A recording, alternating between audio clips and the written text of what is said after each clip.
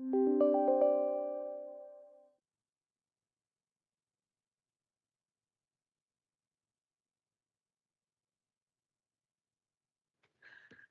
Mr. Mayor, we are now live. Please go ahead. Thank you, Madam Clerk. Welcome, everybody. I would now like to call this meeting to order. Approval of the agenda. Would any member like to add anything to the agenda here today? See none? The recommendation is that the agenda be approved as presented. Someone to move to put on the floor, please. Moved by Sue, second by Scott. Any discussion?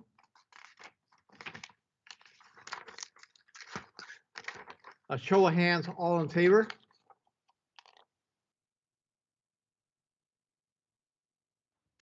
Mr. Mayor, it looks like Scott has frozen. Yes. Mr. Mayor, if we may, if we do not have Mayor Mackey, then we do not have quorum as Councillor Gamble is not present. Yes, I understand that. Shall we give Scott a minute to see if he can reconnect? Yes, please.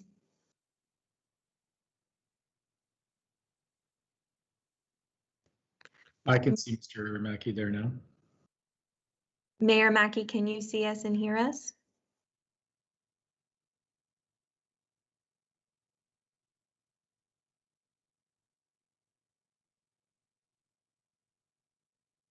Mayor Mackey, you're muted. If you can see us and hear us, if you could please indicate so.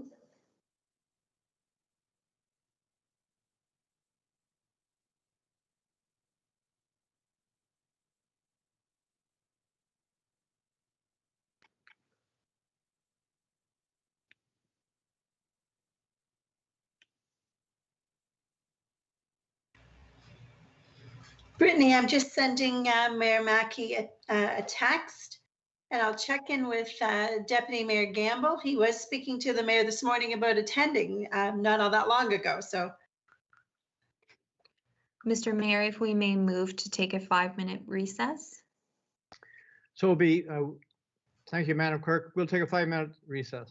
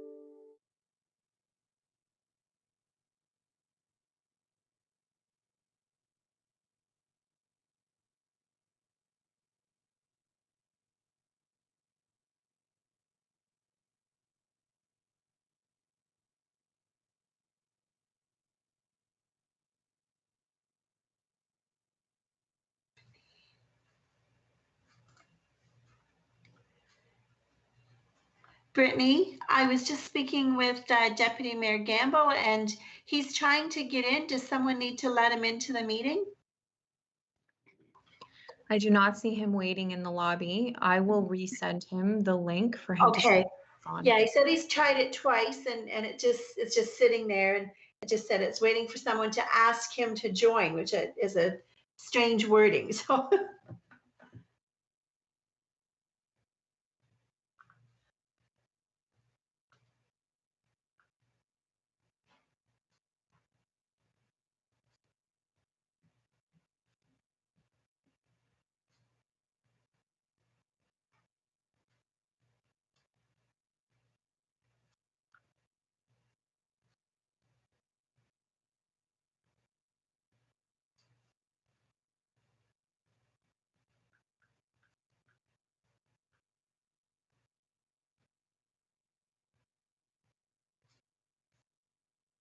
And Scott's trying to rejoin as well, so I wonder what's going on.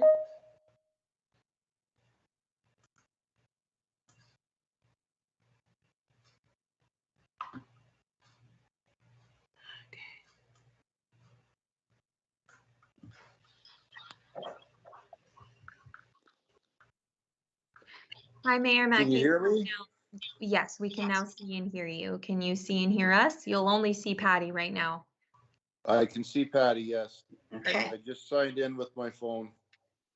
okay, Brian's having a hard time getting in as well, so.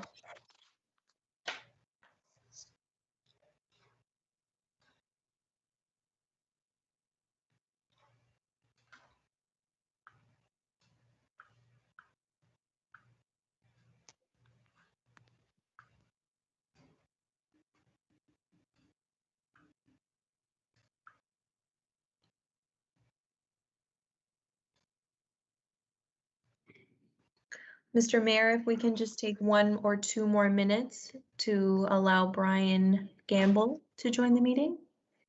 Okay, thank you, Madam Clerk.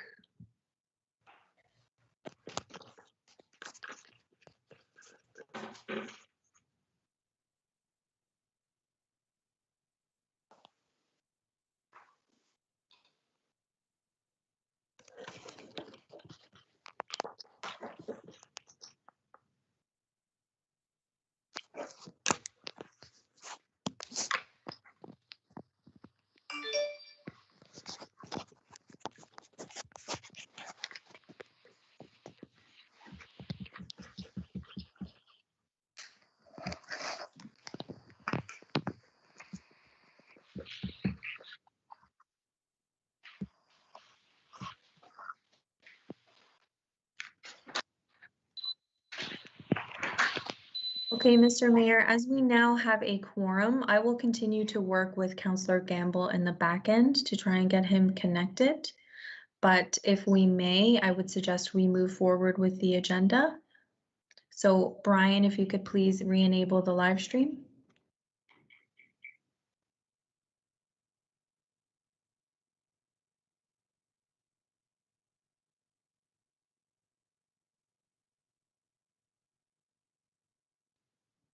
Okay, Mr. Mayor, we are now live. Please go ahead. Thank you, Madam Clerk. I assume, Madam Clerk, that the agenda approval was okay. Mr. Mayor, if we could, I would suggest we retake that vote, including the mover and the seconder. Okay, I'll start over again. Then I'll start with the recommendation is that the agenda be approved as presented. And I believe it was moved by Sue and second by Scott. And if we've no discussion on that motion, a show of hands, all in favor. The motion is carried.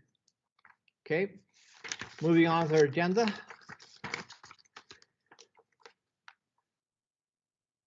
Declaration of pecuniary interest, you can clear anytime you see fit during the meeting. Previous meetings. The recommendation is that the minutes of the Biodigester Joint Board of Management meeting held on March 12th, 2021 be approved. Someone to move to put on the floor, please. Moved by Scott, second by Sue. If there's no discussion on that motion, a show of hands, all in favor, please. The motion is carried. I'll continue on with the agenda, Madam Clerk. We're down to delegations. Tracy Smith from BDO 2021 Financial Statement. Tracy, I assume you are here. There you are. Tracy, go ahead. The floor is yours. Thank you, Mayor Burley. I'd like to thank the board for having me here this morning. I'd like to thank Cassandra and Samantha for their help during the audit. The Brittany, okay, I didn't know whether I was sharing my screen or you were sharing. So I think the report is now on your screen. The report contains all the required communications to the board, very similar to prior year. So I'm not going to spend much time on it. If we can go to the summary page, I'll just quickly go through the highlights again, very similar to prior years. The financial statements are in draft and they need approval by the Board of Management before they can be released in final. Materiality was $13,000 for 2020. Internal control matters. So we need to report to you in writing any significant deficiencies in internal controls that we've identified. As in the past, the audit report is qualified for the completeness of tipping and sewage fees, as the information comes from external contractors that are being billed. So there is a qualification on the tipping fees. And again, that's the same as in prior years. There is also a comment. And there is also a comment about the budget. The budget was not approved for 2020 as required by your bylaws and accounting standards. So we would suggest that you do pass a budget on an annual basis to provide guidelines for the spending. So those are detailed on page 6.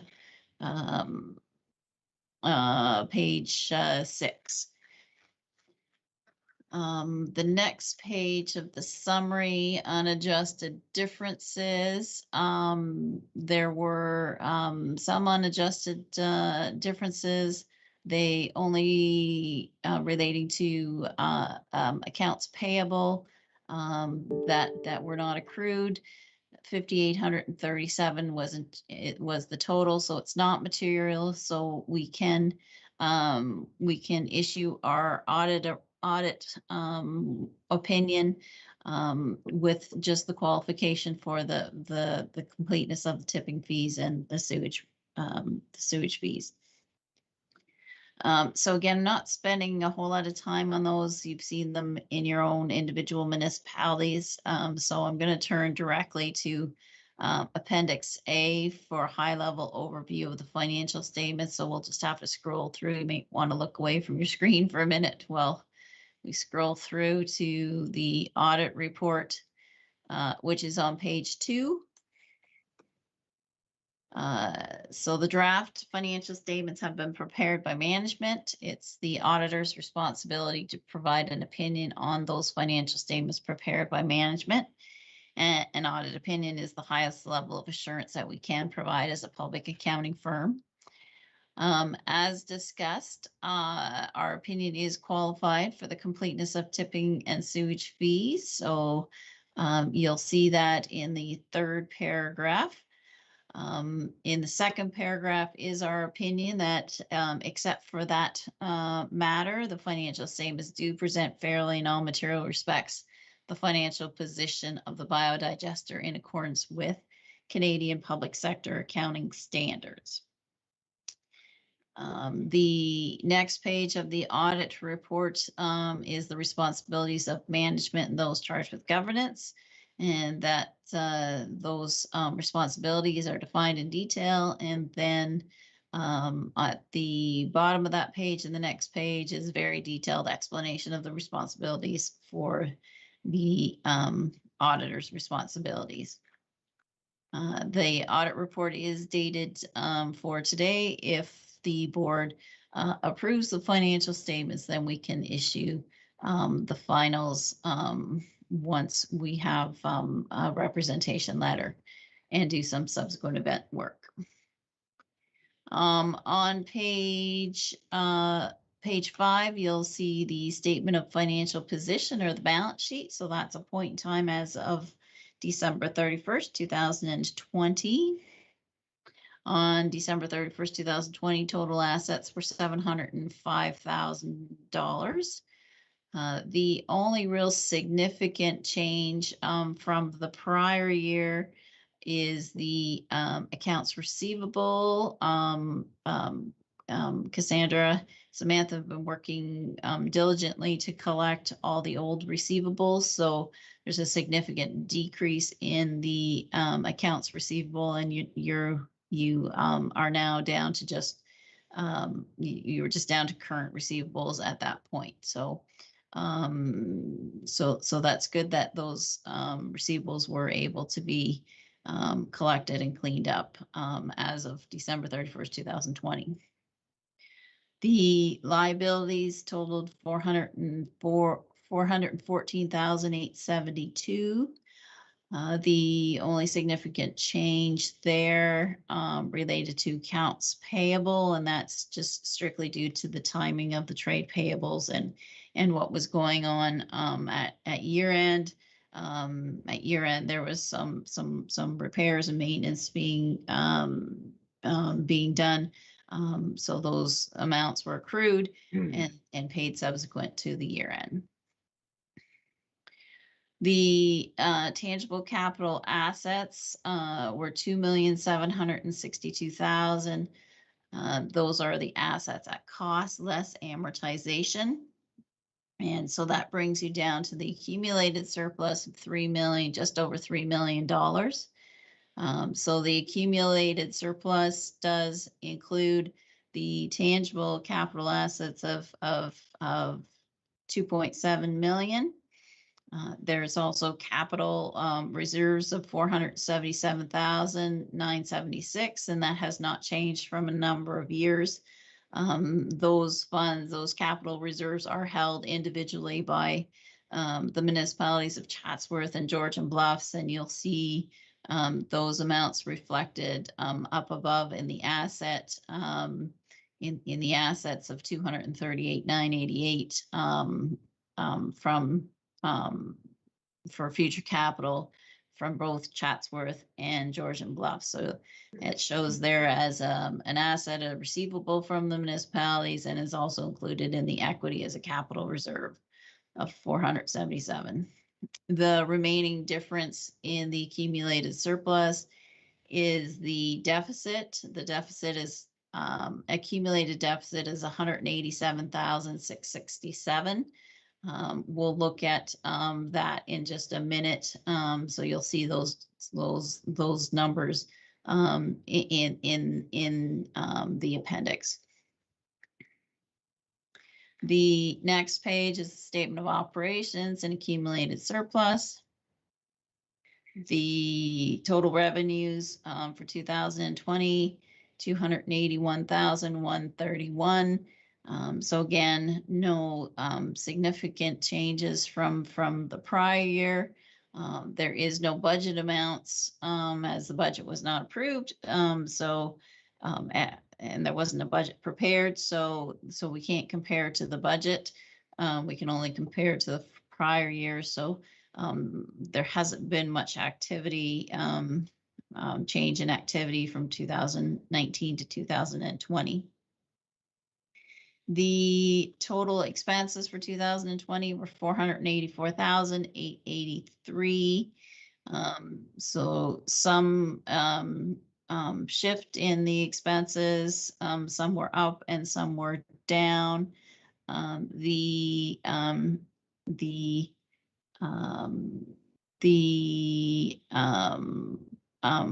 professional fees were up, but that actually the professional fees include like contract services. So that includes the rental for the heater during the year that was needed to rent the heater. The repairs and maintenance were down because in the prior year you were trying to fix the engine in the generator, and then in 2020 you'll actually see that you did a rebuild on the generator in 2020 when it wasn't able to be repaired. The digest and disposal is also down because of the generator and being out of commission, so there was less volume to be removed. The loss on disposal of tangible capital assets, that relates to the old generator that still was carrying at a value on the financial statements on the balance sheet. The revenues less expenses comes to the annual deficit of 247,208.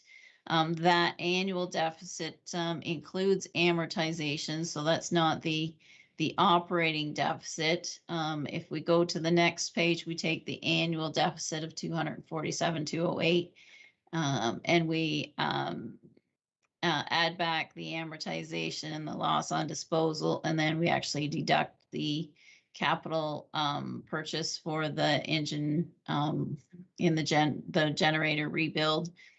That capital was paid from operations, so there was no change in the capital reserves, and that brings you down to a decrease in net financial assets of 90,458, which actually represents your actual operating deficit for the year that flows through to your accumulated deficit from prior years. So that's a very high level overview of the financial statements. I just ask if we could maybe go to Appendix B just to look at the accumulated surplus, so you know, or accumulated deficit, so you know where those amounts come from. So on the first page of Appendix B there on your screen, you'll see the operating revenues less the operating expenses and the current year operating surplus of 90,458. There was also a deficit in the prior year of 114,170. And if you flow down to the second page, you'll see that in 2019, you did have a small surplus that flowed through from 18. So at the end of 2019, you had a deficit of 97,209, plus the current year deficit of 90,458. Gives you an ending accumulated deficit at the end of 2020 of 187,667. So that amount has not been financed or funded. So that deficit of 187,667 plus the capital reserve of 477,976 plus the invested tangible capital assets of 2.7 gives you your total accumulated surplus of just over $3 million, which was what you saw on the balance sheet. So that's a high level overview. I wasn't going to go into any more details, so I'll maybe stop there and take any questions that you may have. Thank you very much, Ms. Smith, for the great presentation. Does the board have any questions of Tracy? Seeing none, you've done a good job, Tracy. Madam Treasurer Cassie, any comments?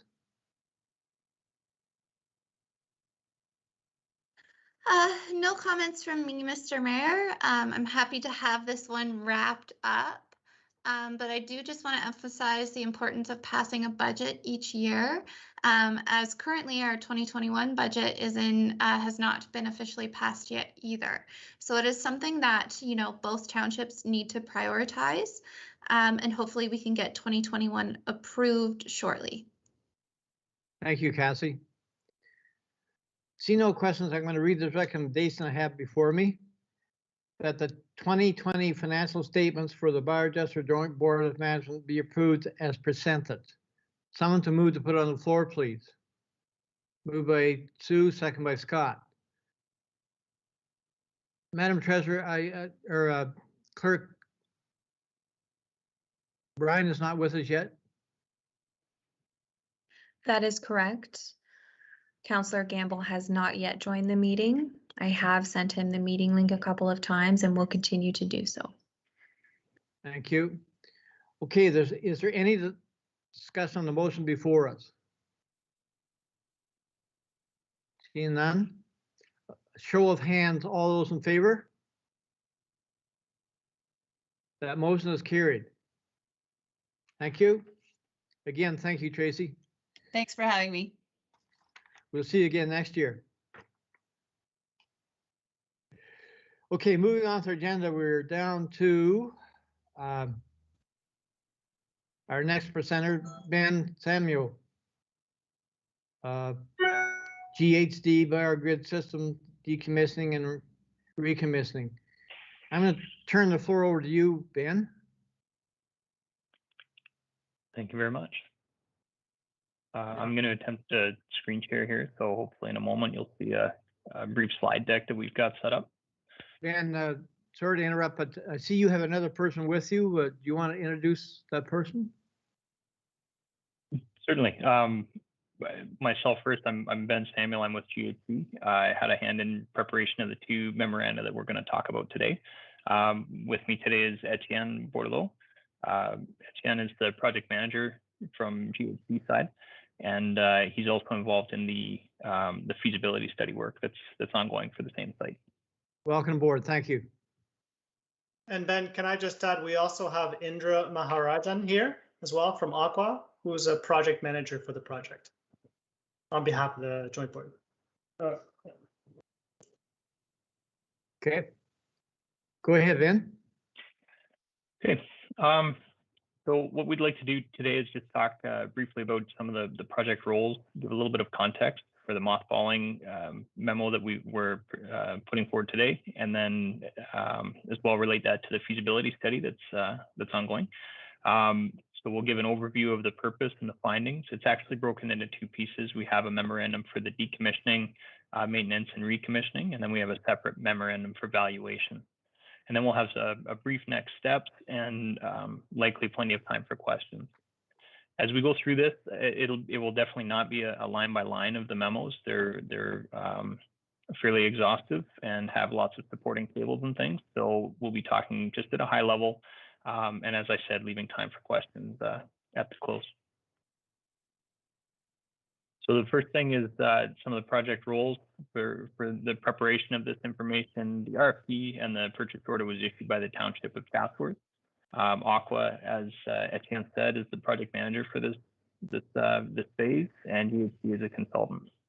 And then these memoranda are basically form supporting documents that fit into the framework of that concurrent feasibility study that's going for the site.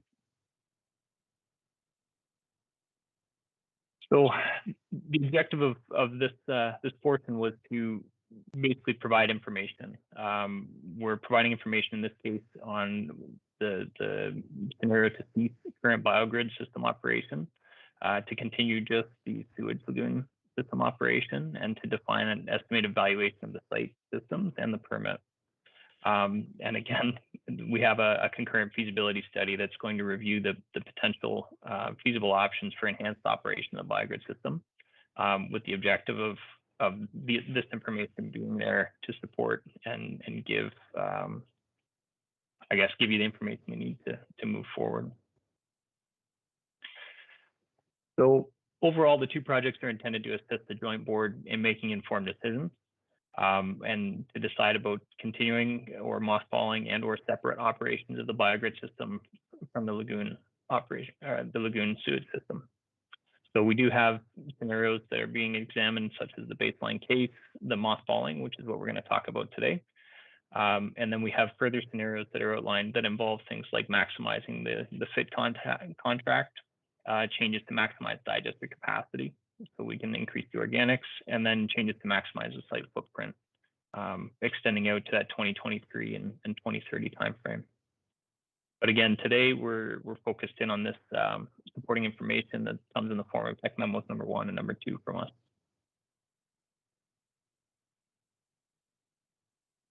So memo number 1 is the decommissioning, maintenance, and recommissioning.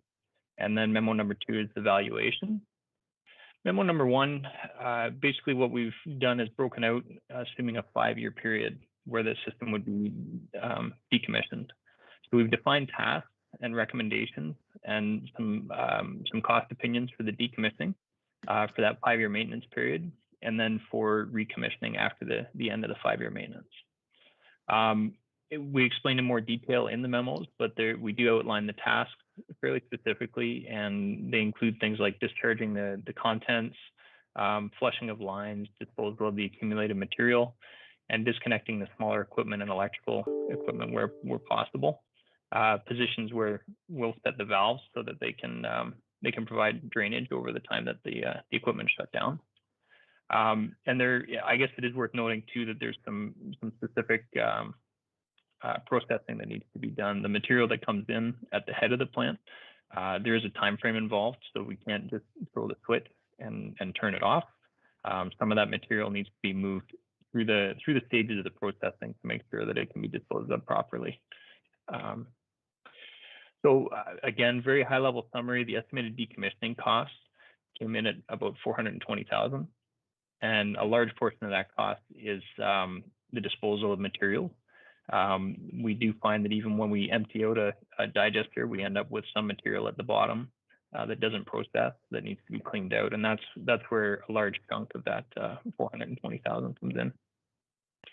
And then the estimated recommissioning cost is $140,000, and that's again just bringing things back on, final inspections and things before we get things rolling. And annual maintenance isn't too bad. It's about $14,000 per year. And we've made some assumptions there with respect to cost to have operations staff do parts of that maintenance. Memo number 2 is the valuation memo. And for this one, we're looking to define a conceptual level valuation for the sewage lagoon portion as a standalone treatment process. So what we did here was a replacement cost estimate based on our experience on supporting databases like RF-Means for construction estimating, and then some calls to contractors to speak about replacement equipment and current costs for those things. We did use a fairly coarse straight line depreciation, and we've used where applicable, and we've tried to apply with the same approach, the Township of Georgian Bluff policy for tangible capital assets. So there's a guideline in there that gives the anticipated operating life of systems. So we've tried to adhere to that when we're looking at the depreciation values. So overall findings, the lagoon system valuation came in about 1.18 million. The valuation for the biogrid system is 2.4, and that's detailed in a little further detail, I guess, in the feasibility study side of the work. Valuation of the land is carried at 200,000, and that's based on some joint board data that was made available to us. And then we do have an estimated valuation for the permit, and that's the existing permit at 150,000. That one's an interesting thing to try and do, because we do know the replacement for a permit like this, if you were to go to another facility, a brand new site and try and get a similar operating approach, you could be looking at 4 years worth of permitting approach, and then $500,000 in between engineering fees and studies and just the time and investment it takes to get through that. So there's also a level of uncertainty involved with that too, because any new facility, the MECP does have fairly strict regulations and guidelines, and there's a lengthy public consultation process. Yeah, and then also carried in there is a $40,000 cost for amendment to the permit to move it to a standalone system for the sewage treatment only. And then there's an operating cost estimate broken out as well that shows about $158,000 per year. So we get through to some next steps for us for memo number 1 and number 2. Basically, we've completed this baseline information, and it's being incorporated, and I think we're just about there, Etienne, for the concurrent feasibility study. And then depending on what the choice by the joint board is, we can get through into if mothballing is the preferred approach, we can identify and undertake work that can be completed by operations staff, because a fair bit of the decommissioning work is not necessarily technically demanding, it's just time. So the group may decide to have operations staff take care of some of that in an effort to cut down the costs. And then we would have to develop and execute a more formal request for proposals to general contractors to undertake that remaining portion of the more technical work. And then the last piece here is to undertake consultation with MECP, and that's to manage or amend the permit. The amendment to go dormant is something that the framework's not really built for. So there would be a bit of, there's no step mechanism for notifications and approvals when you do a mothballing. So you need to work that through with the local authorities. And that, I believe, takes me to the end of the slide deck, and we can open up for questions. Thank you, Ben. Great presentation. Looks like there's a lot of work went into it. I'm going to open the floor up to the board. Would the board have any questions to date? Scott, go ahead. Thanks, Mr. Chair. And Ben, thanks very much for, all the information. There's certainly a lot of it there. My question is in around the $307,000 for the biodigester clean out. Is that work that will be needed that we'll need to undertake irregardless of what decisions made on the biodigester? My assumption is that material keeps building up and at some point would need to be removed anyways. So can you just tell us at what point it would need to be removed even if the biodigester continued to operate? I'm happy to take that unless Aqua or anyone would like to step in, but I'll take a first cut and then it can be redirected as required. Basically, your understanding is correct. Eventually, that material would need to be cleaned out or removed. The time between cleanouts is something that comes around. What happens is the material that builds up is more of a grit. It's material that's not being digested, but it's material that sort of gets trapped in the digester. So over time, that will displace some of the volume that's available in the digester to do the work of digesting. So the performance of the digester over time will dictate at what point you're going to start seeing deterioration and where you're going to want to go in and do a clean out. I'm not certain what the frequency of clean outs historically has been on this digester. And unfortunately, it's something that's difficult to predict because it's highly dependent on how much grit is incoming and how the plant is operated over the years. So you're correct, that would need to be cleaned out. The timing of the clean out is something that's difficult to predict, and even the amount of grit that may already be accumulated is something that's difficult to predict at this time. Scott, that answer your question? Yes, Mr. Chair. I'm glad to hear that response because that's a significant amount of money that the board is going to be looking at irregardless of the decision going forward. So thank you. Thanks, Scott. Does the board have any other questions? Go ahead, Sue. Thank you. Mine has to do with the cost that you're showing on recommissioning. And that's based on what it would, in my understanding, be based on the regulations when we recommissioned would be identical to now. So there'd be no changes.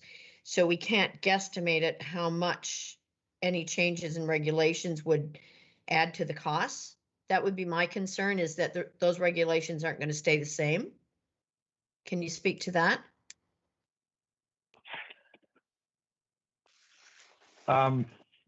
You're correct. There is a potential that regulations may change over time.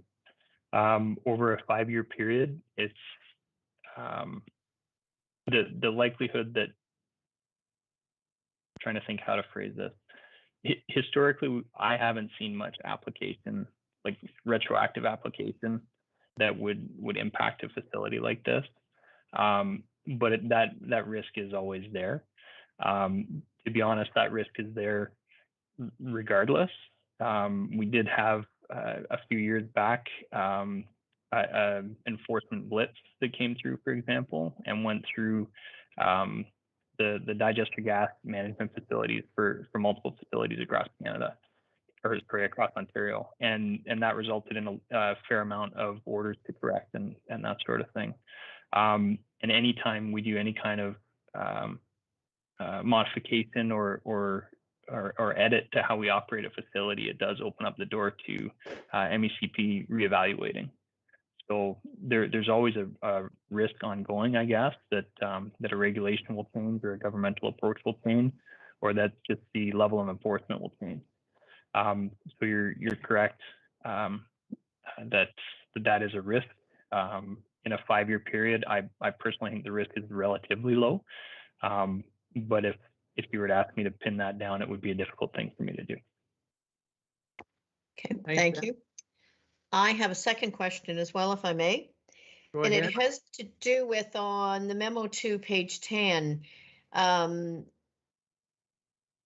operating cost of 158,000. That is just on the lagoons. And this is maybe a question going to staff. Is that cost already incorporated into the cost to run the biodigester, or would that be a separate cost? I'm not quite clear on that one. Thank you. Go ahead. Is there a staff member from George and Bluffs want to try to tackle that question?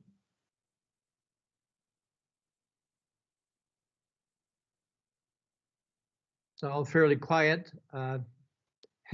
Ben, you can't really answer that, can you? It looked like Stephen Dolmeyer is online and has a hand raised. Sorry, I can't see Steve. Go ahead, Steve. Are you there? Through you, Mayor Burley, to the BioGrid here. It'd be something that staff would have to bring back to this group to do some more research on and to bring you the correct answer back. So it'd be something that we'll have to kind of do, redefer and come back to you guys with a proper answer. Okay, thank you, Steve. Ben, a question from the chair on the mothballing of the facility. A thought I always had in the back of my mind, if you were to have an old car, for instance, and you wanted to put away for the duration, you put it in the garage and so on, and when you bring that car back out, there's a certain cost to really get it going again. In the Biodigester, we have some high-tech equipment, I believe, fancy motors and everything else, and by just shutting it down, I'm just wondering, have you thought about or indicated in your report what that actual cost would be, and would this equipment still be able to be reused or have to be replaced? You understand what I'm trying to say? Broadly, yes. You're right. I mean, if you put a car up on blocks, you may end up with just dry rot in the tires from not using it, that sort of thing. The same is true for this equipment. And the same is true for this equipment, whether it's in operation for 5 years or whether it's standing still for 5 years. There's a potential that something may break or wear out on you. The decommissioning tasks that we have do include, for the generator equipment at least, and for the gas treatment train. There's a little bit more involved there, where a licensed technician would come out and they would set the oil levels appropriately, and they kind of overflood a few things to try and spray it down with a rust inhibitor. So there are measures being taken here to try and reduce the potential that when we go to fire up, that anything will have degraded to a point where it will be problematic. We have more of a focus on the major equipment for that, and part of the annual operating cost is also to come out and have that inspection done again by a licensed technician, so that they can rotate things and they can check oil levels again, make sure things haven't degraded. So yes, it's been considered that there are going to be some jobs to do, both when we shut down and when we start back up, to get things moving again and in operable shape. Okay, thanks, Ben. So really, it's an unknown. Some parts are an unknown. We're taking the measures that we reasonably can, right? Having someone come in and do rotation. I mean, it would be great if we came out on a weekly basis and rotated it, but realistically, that's spending money that's probably not wisely done. Whereas coming out on a larger period, you'll have the opportunity to spend your money more wisely. We do have, as part of the maintenance, a monthly walkthrough, and we have a list of things that should be checked out. So for example, any of the tankage and things, we can have a look. We have inspection points noted in there to look for deterioration or water accumulation, that sort of thing. So we may find over the course of the 5 years that there is corrective action required if we see a leak in a tank, to try and mitigate that before it becomes a problem. Thank you, Ben. Sue, I believe I've seen your hand up again. Yes, thank you. I guess it brings to my mind, how often is this type of thing done where a biodigester would be shut down and then recommissioned? Is that a normal thing? So there's lots of experience and background to draw on for this, or is this relatively unknown? A large, like a complete facility like this, it's pretty rare to shut down. But if we go to larger wastewater treatment plants, for example, City of Toronto has, I know I'm blanking on the number, but it's upwards of 15 or 20 digesters in operation at any time. And they have a regular cleaning and maintenance program. So they usually have, 4 clusters of 4 of these digesters down for a year at any given time. So a shutdown for a year and inspection and rehabilitation or whatnot and restart, that's fairly common. To have an entire facility like this, we've had experience with each of the individual components, and that's what we've drawn on when we talk about, mothballing an engine or mothballing the digester tank itself. So there is a pretty reasonable expectation that the requirements would be roughly the same when we take down a digester here as when we take down a digester at the other facilities. So yes, there's some experience. There are some things to draw on that can help us make some reasonably informed decisions. Thank you, Ben. Mr. Board, go ahead, Scott. Thanks, Mr. Chair. My question's on the valuation. The valuation of the land, just wondering how that was established. With today's real estate market, 200,000 seems like a very low figure for the amount of property that we own there. That one I might need a little help on, Etienne. This one I think came through channel. You recall, Etienne, where the 200K came from? The data was provided as joint board data for what's been carried, I think, in recent years as the land value. An effort wasn't made to try and capture the land value in today's current market, though it could be done to update the value different than that which was provided to us from the joint board tangible asset data. Does that answer your question, Scott?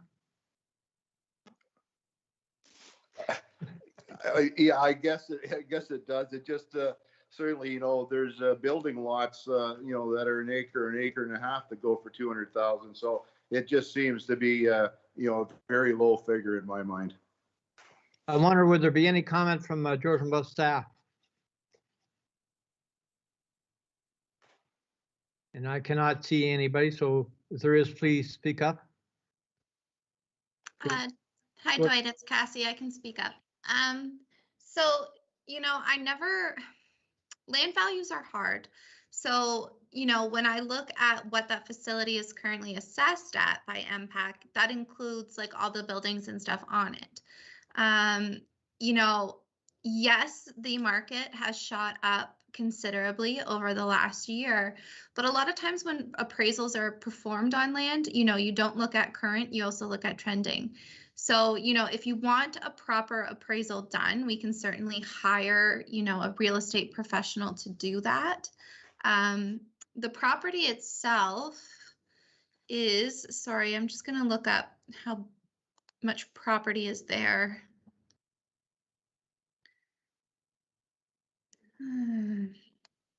If you give me a second, I will look that up and you can come back to me. I just have to pull it in my system.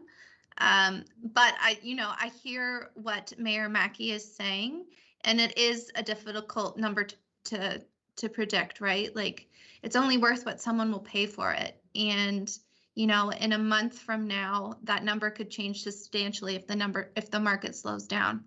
But I will look up the land size and provide that information to the board. Yeah.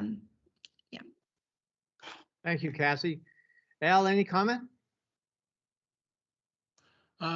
Mr. Mayor, I don't really have a comment. I mean, it's a difficult thing, as I think, as Cassie mentioned, valuation. I mean, it isn't an apples to apples comparison. This is a very unique property. There's the lagoons there. There's a whole whack of things that you wouldn't necessarily just be able to put on the market and say, you know, it's 30 acres of land, you know, times 200,000 an acre or whatever it is, and come up with a value. You'd have to do some significant remediation. You'd have to have it all ready. And so I'm not sure if the number was a net number or what it is, but it would, I don't think just a real estate appraiser would be able to give you a number. That would be a significant undertaking to try to get you what a pure market value would be, when you have to sort of talk about the investment that would be required to even get it ready to put on the market as is. Or if someone were to buy it, you know, they'd probably want it with a bunch of environmental studies done and remediation and the impacted soils potentially taken care of. So it's a cumbersome exercise for sure. Thanks, Al. Cassie, go ahead. Yes, so that property is 45 acres. But similar to Al's point, you know, there'd be asset retirement obligations, there'd be cleanup required. So again, of that 45 acres, it's hard to say what's possible with it. Meaning, you know, I'm not that familiar with the property. Maybe some of it is conservation, maybe some of it is wet. It's hard to say, and a further analysis would be needed to determine a value on that. Thank you, Cassie. Scott, I believe I've seen your hand. Go ahead. Thanks. And maybe my question was out of place as the actual value of that land there. I was looking at it more from a perspective of, if you had to purchase enough land to be able to build a new lagoon and to actually put a new lagoon into operation, what the overall cost would be. And that was more where I was coming from, the amount of acreage that we have there. If we had to purchase that on another site, that's, I guess, where I was coming from with that question. Thanks. Okay, thank you, Scott. Does the board have any other questions of Ben? Seeing none, I have a recommendation here then, that the biogrid system decommissioning and recommissioning memo, valuation memo be received for information, and that both memos be referred to both respective councils for consideration and information. Madam Clerk, go ahead. I just wanted to note, prior to you placing that motion on the floor, that as the board will note, that motion has been amended from the version that is included on your agenda. Through conversations with GHD, we did specify in the motion that there is 2 memo reports, one being for decommissioning and the other being for valuation. So the motion has been updated to reflect both memorandums, and that both memorandums be forwarded to both respective councils for their information. Thank you, Madam Clerk, for that clarification. If I read the motion, do I have a mover to put on the floor, please? Moved by Scott, second by Sue. Is there any discussion on the motion before us? Seeing none, a show of hands, all in favor? The motion is carried. Again, thank you, Ben and all your team. Great job, thank you. Thank you. Andrew, nice to see you. Okay, let's move on with our agenda. Then we're down to correspondence. We have none. We're down to staff reports. I have a recommendation here that the Biodigester Joint Board of Management receive report OPS 2021-29, Biodigester netting replacement for information, and that the emergency purchase of replacement netting for the digester at a cost of $4,447 USD plus shipping and HST is hereby authorized. Someone to move to put on the floor, please. Moved by Sue, second by Scott. Mr. Dolmar, you have the floor. Thank you, Mr. Mayor, and through you, Mr. Mayor, to the board group here. Just a quick understanding of what's going on. The existing netting was last replaced in 2015. and is subject to constant UV radiation, extreme weather, and constant pressure from the ever expanding and contracting membrane on the dome there. These conditions cause individual segments of the netting to fail and tear into adjoining segments. A couple weeks ago, we had the netting starting to fray on us there, so we're looking to do an emergency replacement. This is scheduled as part of the 2021 budget request. The netting has deteriorated faster than anticipated, to the point in which staff and the operating authority believe that further delay could result in unsafe operation, resulting in a methane spill, further damage, and possible fines from TSSA and the Ministry of Environment, Conservation and Parks. So our staff are looking for approval to get this netting done, and then we can order it and have it replaced right away. Thank you, Steve. The board have any questions? Go ahead, Sue. Thank you. I'm just wondering if there's a reason for this deteriorating faster than would have been expected, if that needs to go on maybe a more frequent schedule for replacement. Steve? Through you, Mr. Mayor, to the Deputy Mayor Sue Carleton. It's this one was just because of climate and expansion up and down on the biodigester dome portion there. So it's seen a lot more up and down based on the engine rebuild and all that stuff as well. So there was a lot more pressure coming and going. So typically you'd see almost 7 to 10 years on a netting. This one just kind of took a bit more of a heating with the UV rays and all that other stuff as well. Thank you, Steve. Sue, does that answer your question? Is there any other questions from the board?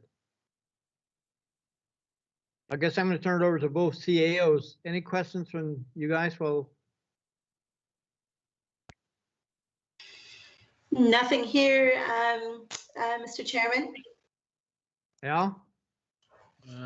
You, Mr. Mayor, no, nothing here. I think this is the responsible thing to do. I mean, we need to operate it. It was scheduled for later on this year. It just deteriorated quickly. We, you know, like everything else, we try to stretch a dollar and try to stretch things as much as we can. In this particular case, you roll the dice and you had to move it forward versus pushing it back a little bit. So I think the recommendation is a responsible one if we're going to continue to operate. The liability associated with not replacing it sooner rather than later is just too big to roll that dice. Thank you, Al. Scott, go ahead. Thanks, Mr. Chair. I certainly don't like the liability and I appreciate the report. Just wondering, are there any other types of netting out there that may be more UV resistant than the type that we're purchasing? Steve, I'll turn it over to you. So through you, Mr. Mayor, to Mayor Mackey, it's we've done our research on it. This is this netting is the common across the board, and these are the ones that would be typically installed in the ones on Toronto's digesters as well. So we're proposing this one here, but we haven't found anything else with coating on it that would, you know, be more UV accepted or what it is as well for environmental. Climate can change, or whatever you want to say there. Thank you, Steve. Thank you. Is there any other questions from the board?